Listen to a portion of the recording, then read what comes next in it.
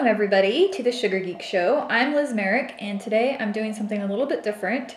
I've been getting a lot of random questions on my wall about this and that, everything from recipes that I use to daily activities and like what's my favorite color, stuff like that. And so I wanted to make a little quick video for you answering the questions that you guys want to know. They posted them to my Facebook wall, so I'm going to just read them and answer them for you in hopefully a coherent manner. Jacqueline asks, I just watched your How to Make Your Wafer Paper Flowers, and my issue is that my paper is crinkling and it's ugly and not pretty. It doesn't get a nice curl. It's really ugly. And she says that she's tried to use the water, but it doesn't curl at all. So I'm guessing that your problem is that you're just putting too much water on your brush. You need to lightly get your brush wet and then wring out the extra water and then just lightly brush your wafer paper and then just let it be. It's not going to curl immediately. You got to give it a couple seconds for it to dry. And as the water evaporates from the wafer paper, that's what creates the curl. So avoid trying to put too much water on the wafer paper to get instant results, because then it will just turn into a puddle, as you can see. Kathleen asks, how do you generally price your fondant modeling chocolate creations, sugar flowers, figurines, blah, blah, blah, by the ounce, by the piece, by the time? I've asked this question many times of other artists, never gotten an answer. I price my extra pieces individually. So if somebody orders a wedding cake and they want a topper of a bride and groom on top, and then they also want like 5,000 sugar flowers, first I'd say no, but seriously, I price the cake individually. So it's like, let's say $4 a serving for the wedding cake, and they want some extra piping on the bottom tier. And I know the bottom tier serves, let's say 50 people. The top 3 tiers are not going to have piping on them. So the bottom tier, instead of it being $4 a serving, I charge $6 a serving to make up for the extra piping. And then the custom toppers, I know how long a person takes me, so I charge per person, and I actually charge $120 per person, so it ends up being $240 for a custom topper, but it's made out of clay. They keep it, it has to look like them. It's not your average topper where it's just like kind of a cartoon face, so that's what I do. And then flowers is the same thing, depending on what it is. If it's like, a simple hydrangea, it might only be $15 for like a bunch of hydrangeas, but if it's like a sugar peony, I do $35 per flower. And if it's like a really big flower, I might do $50. Or if it's just one flower, I might do $50 just because it's worth my time to do $50 instead of $30. If they want a bunch of different kinds of flowers, I might do like, $25 for the dahlia, and then, they want filler flowers and leaves, and so it might be $200 in filler flower and leaves. And the nice thing about doing it this way is when I itemize all of these things on their contract, it says your cake is this much, the topper is this much, and the flowers are this much. So they're not just like, oh my gosh, why is my cake $1,000? They're like, actually your cake is $400 and your sugar flowers are $600. So if they want to cut costs, the answer is not to trim down the servings of your cake. The answer is to cut out some of those expensive flowers, Miss Champagne Taste, on a beer budget. So that really helps just keep your clients under control, basically. Lisa asks, I am new to cakes and decorating. I enjoy it beyond words, but I cannot seem to find my creative side. I'm constantly looking at pictures of what other people do, but I want to be able to make my own designs. Any suggestions? So when I first started cake decorating, I had this exact same problem. I could make any picture that anybody sent to me and recreate it to a T, but when it came to coming up with my own designs, it was really difficult. I just didn't understand how to be creative per se when it came to wedding cakes, and I felt like every design was better than mine, so why would I try and create my own design? So I think it was the second year I was in business. I was invited to a bridal show, and this bridal show gave me something called an inspiration board, and it's basically just a Pinterest board with a bunch of different pictures on it that all coincide with a theme. So there was a rustic board, a circus board, I think there's a library theme, some really interesting ideas, and no pictures of cakes. And so basically what she said was, take this inspiration board and create a cake based off of this theme. And so it got me into the habit of thinking, not about the cake, but about the setting that the cake is going to be in. So now when I have my clients, I say, well, what's your wedding look like? What are your flowers look like? What are your invitations look like? What's the theme of this wedding? Is it modern? Is it rustic? Is it whatever? And so that immediately gives me ideas as to what I might want to create for the cake. Granted, you have to know what these things look like. Do you know what a rustic cake looks like? I mean, get on Pinterest, make a bunch of different boards. What does a modern cake look like? You know, sophisticated, beachy, make your own inspiration boards about cake design so that when somebody says, oh, I'm having a rustic outdoor wedding cake, you'd be like, bingo, I already have ideas because I've seen so many of these things. And you'll look at them and be like, oh, that pattern would make a great texture on a cake. You know, that flower would be a great texture on a cake. And then you'll start coming up with your own ideas. At least that's how it worked for me. Krista, how did you financially prepare yourself to become a cake decorator on the level that you're at? Did you have a plan or was it a spontaneous decision? I read the intro to your book, so I see how you knew it was what you had to do, but did you and your husband save first? I'm at the point where I'm trying to see how I can be successful without hurting my finances. When my husband and I decided that I was going to start cake decorating full time, it was not really that planned out because I really didn't know what I was doing. To be perfectly honest, I really just thought I was just, I don't know, I was just flying by the seat of my pants, and I don't really recommend doing that. But this was 7 years ago, so I mean, things were just different back then, and I really hated my job. My husband was making enough to support us, like, okay. I mean, we weren't making like tons of money, but it was enough. I mean, we didn't have any kids, we didn't own our own house, we didn't really have that many financial responsibilities, so it was perfectly okay for me to take that kind of risk at that time. Now, right now, I have a 6-month-old daughter, we own a home, my husband makes good money, but we have a lot more financial responsibilities, so I don't think I would be in the spot right now to do the same thing. So you just have to take a look at your own financial situation and just say, if I'm not making any money at all, in fact, I'm spending money on things like cake pans and stuff, are we going to be okay? So your results may vary for that one. Judy, with your figures, how do you attach pieces without having the blend show? So what she's talking about is when you're making a figure and you put the arms onto the figure, how do you blend out the seam? So first of all, I use fondant, Tylose added to it to make the fondant a little bit more stiff. And then I do things in layers. So I'll create the body first. I'll let that dry for maybe a couple hours to the point where when I add on the arm, I can use a modeling tool to smooth out the seam pretty easily. If you try to smooth a seam out on top of a soft surface, it's just going to mush everything up together and it doesn't work very well. The other thing is to use modeling chocolate or a 50% modeling chocolate, 50% fondant, and that blends a lot easier. But I actually really don't ever use that for figures that much. I mostly use that for cakes. I just did do that My Little Pony, and that was all modeling chocolate. So it just depends on what you're making. What cake artist would you like to make your birthday cake? That's a hard one. There are a lot of cake artists that I really, really admire. And my immediate reaction is to say that I would really like Karen Portaleo to make my birthday cake, but then I would want to keep it.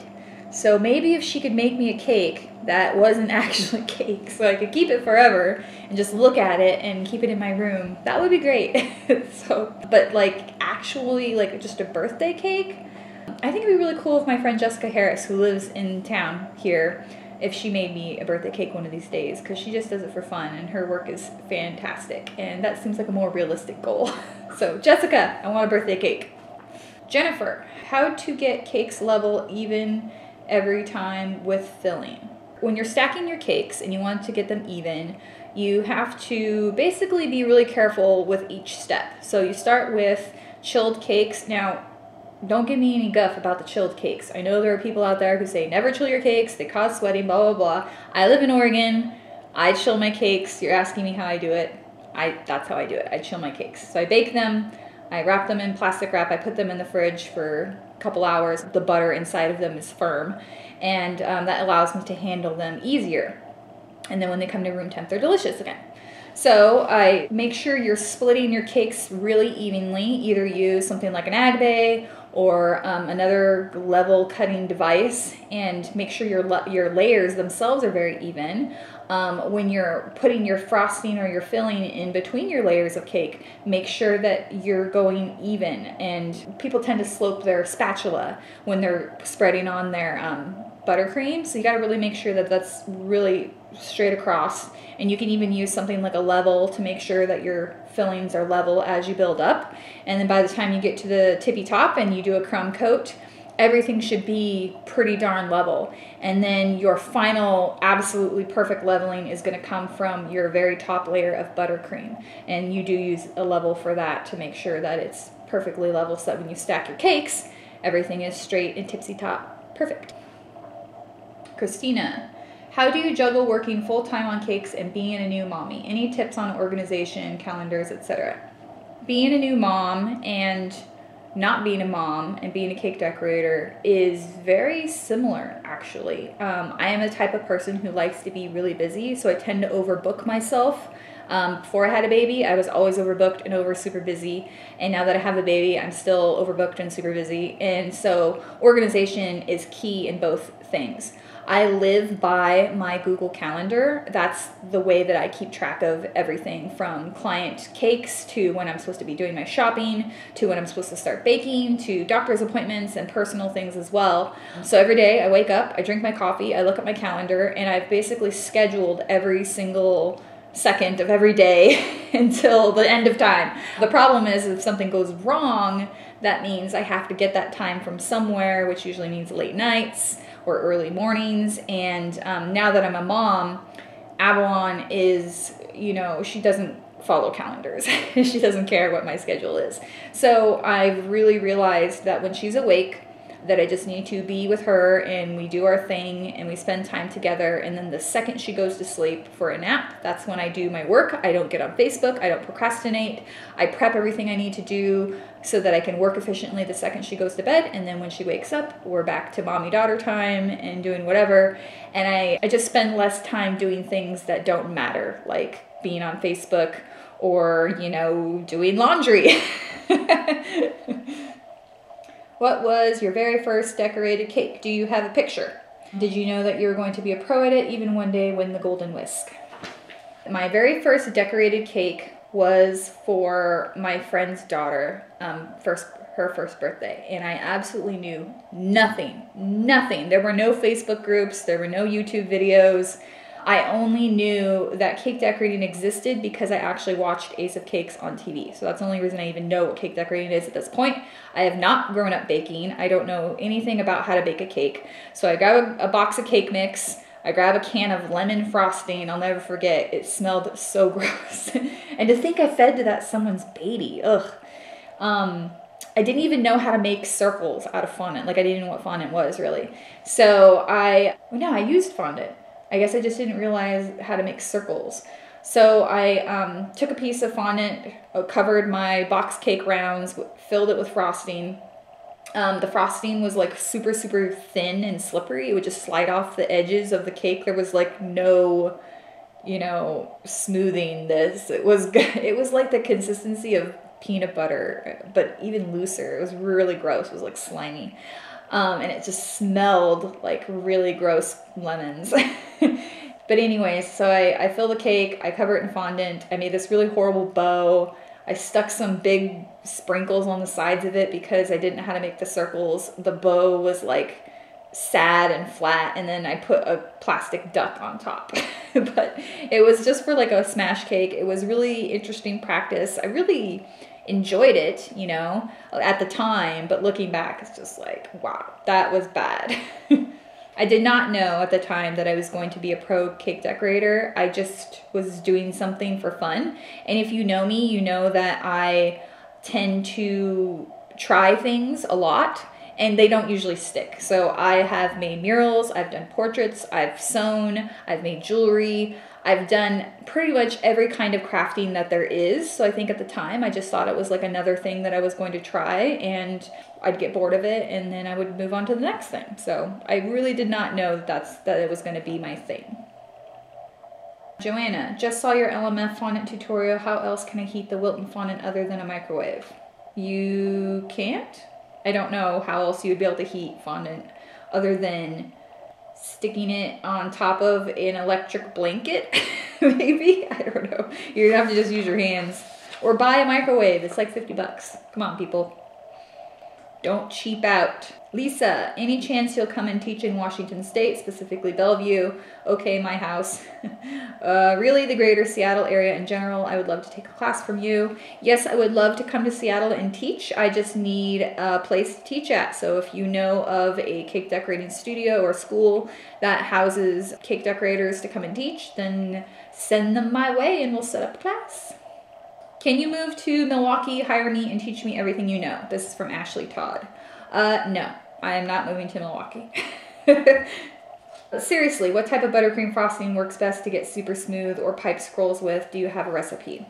I think that's your preference. I use Swiss meringue buttercream. That's what I was taught to use in pastry school. That's what I'm most comfortable with. It's a meringue-based buttercream, and that's what I think works really good for getting super smooth outer layers. But I cover all my cakes in buttercream, so what do I know?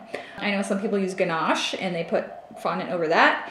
Some people use crusting buttercream, and Edna de la Cruz has a really good recipe for that, which is also really good for piping, but you could also use royal icing for piping. You could also pipe with ganache. I mean, so there's a lot of different things that you could use.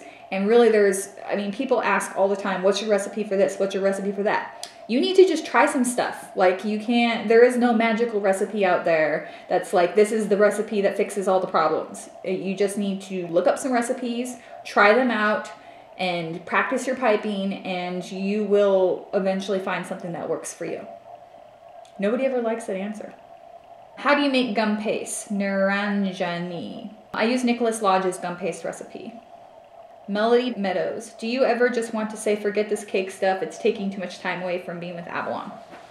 Oh yeah, I definitely feel that. I actually, before I had Avalon, I had to take anxiety medication because I have hypothyroidism, which causes anxiety. And so in a situation before I had Avalon where I would just be feeling tired and overwhelmed, I would just feel an overwhelming tenseness in my chest to the point where I'd have these pains, and I'd have to take medicine to keep that under control. And then after I had Avalon, that went away. And so I thought it was just related to just being pregnant and being stressed about having her. But then it came back, and I realized that I actually am just a stressed out person. I get really worried, and that's because I'm a perfectionist. I really can't trust anything that I do to anybody but me. And so that's why I work alone now. But I do feel stressed out that I'm not going to get it all done. I put too much on myself. So sometimes I look at Avalon and I just think, this is too much work. And so usually during those times, I will just reassess my workload and just kind of think about how many hours I realistically have in a day. And that's kind of where I am right now, where I only work when she is asleep, like she's asleep right now. And then when she wakes up, I will stop what I'm doing and tend to her. And that's one of the reasons I actually don't do cake orders really that much right now. I mean, I'm going to have the whole rest of my life to be a cake decorator, but she's only going to be this age for so long. So it seems like a big deal, I guess, to some people, but to me, it's no big deal at all. Saida, please let me know the basic tools needed for buttercream cakes. I'm a beginner and there's loads of stuff available for cake decoration. Can't find out the right stuff. Don't want to waste my money on useless things. I am a firm believer that do not buy anything until you need it. If you want to make a basic cake, you're going to need a turntable, an offset spatula, something to mix like a stand mixer, bowls, a bench scraper is what I use to get my buttercream smooth, a rolling pin, and fondant smoothers. That is it. That's pretty much everything I use to just cover a cake in fondant. And now let's say I want to add a damask texture to the outside. So now I'm going to go to Marvelous Molds and buy one of their onlays because I specifically need it for a cake order. Don't go around just buying molds and cutters and things thinking, oh, I'm going to use this at some point, because then you just end up with a bunch of crap that you don't actually need. You will end up with a bunch of crap you don't need anyways. So just buy stuff as you need it. Look at your cake order a week before you're going to make your cake and mentally think, what do I need for this cake, and figure it all out so you're not leaving stuff to the last second. Just in case you need to order stuff online. When using modeling chocolate over Rice Krispies, do you always do 50-50 with fondant, or do you add gum paste if it's a hot climate? This is like such a pet peeve of mine. People keep trying to put cakes in a hot climate. Cakes will melt. I mean, of course you can use buttercream that has shortening in it, and that will hold up better than just straight Swiss meringue buttercream. But you cannot take a buttercream cake and put it out in the sun, or chocolate, or just cake in general, food. Can't put food out in the sunshine without it melting. Like, it's gonna happen. So, you know, stop asking that. If you put cakes out in the hot weather, it's gonna melt. So when I'm making Rice Krispie treats and I cover them, sometimes I use modeling chocolate, sometimes I use fondant. It doesn't really matter which one you use. It just depends on if you're going to paint over it. If I'm going to paint my final project, then I use 50-50 because it won't bead up. If I'm just making a sculpture like My Little Pony, then I'll just use modeling chocolate. But I never use gum paste. I only use gum paste for sugar flowers. Gum paste is like really rubbery. It gets really hard. It gets really scaly. It's not my favorite thing to model with, but some people do model with that. So, you know, whatever works for you. Holly, what is your weekly schedule? How do you keep up with kids, house, the caking, emails, phone calls, cakes? Again, I'm very scheduled. So let's see. Let's start with a typical work week. Sunday, I try not to do anything, or I do fun projects, something that I'm just working on for myself, or I go grocery shopping, I clean the house, that kind of stuff. Monday, I dedicate to answering emails, getting back to clients, sending out molds, doing kind of like all of my accounting paperwork type stuff. Tuesday, I look at my contracts and I plan for the week. So I see what kind of cakes I need to make, what kind of orders I need to fulfill, what days they need to be sent out. Do I need to start making a topper? Do I need to start making flowers? And if so, then I start making those. Wednesday, I do all of my grocery shopping. I go out and buy whatever supplies that I need. I, you know, basically prep all of my food goods for the cake. Thursday, I bake all my cakes, buttercream. Even if it takes me till 1 o'clock in the morning, I get everything baked and crumb coated in the refrigerator to chill overnight no matter what. Because if I just think, oh, I just got a crumb coated on Friday, that takes so long, and then it just completely throws off my day. Friday, I decorate and I do everything. I absolutely always finish decorating my cakes the day before delivery. Granted, if I'm delivering on Sunday, then all of this would shift a day, of course, but we're just, you know, assuming that we're delivering on Saturday. But I always finish my cakes the day before, so that way, if anything happens, something goes wrong, I have time to fix it. Because if you're just, oh, I'm gonna decorate this just right as I step out the door to deliver it, something always goes wrong, and you have no time to fix it. And I just can't handle that kind of stress. Oh yeah, somewhere in there I see my husband, we eat dinner, sometimes I talk to him. Let's do a fun one. Fiona, if you could choose any superhero power, what would it be? If I could have any superpower, realistically, I mean, of course it'd be great to fly or time travel, you know. I don't know. That's a hard one, because time traveling, that sounds cool. But I think I would really like to be able to manipulate time, to either speed it up or slow it down. So if I really want to if I could just like sit here and spend 10 hours just working on something that I thought was interesting and absorbing information, I just think that would be so fun. And then with a click of a finger, or, you know, a snap of a finger, time would speed up to normal and it's only been a minute. I mean, that would be really cool, because then I wouldn't be losing time with my daughter or missing out on, you know, hanging out with my friends, and I could still work and do the things that I want to do too, that there never seems to be time to do. And then for the moments when you're just like in traffic, or you're just like, oh, this is so boring. There's nothing more boring to me than just wasting time. Like, I'm a multitasker. If I'm sitting in traffic and I literally can't do anything but just sit there and stare, I just want to die. I just hate that. So to be able to speed up time or slow it down, that would be amazing. All right, guys, thank you so much for submitting your questions. I really had a good time. It was interesting to see what you guys wanted to know. I'm sorry I couldn't get to all the questions. I think I'll try and do one of these Ask Me Anything videos once per month for you guys, unless you're completely sick of my face, which, you know, I wouldn't blame you. But I'll see if you guys ask any more questions, and I'll answer them in the next one. Until then, please subscribe to my YouTube channel so you can keep updated on all the tutorials that I post. I post a new one every week. And if you want to subscribe to patreon.com/sugargeekshow and have access to all of my paid tutorials and more, then you need to get on that. And all right, I'll see you guys next time. Thanks.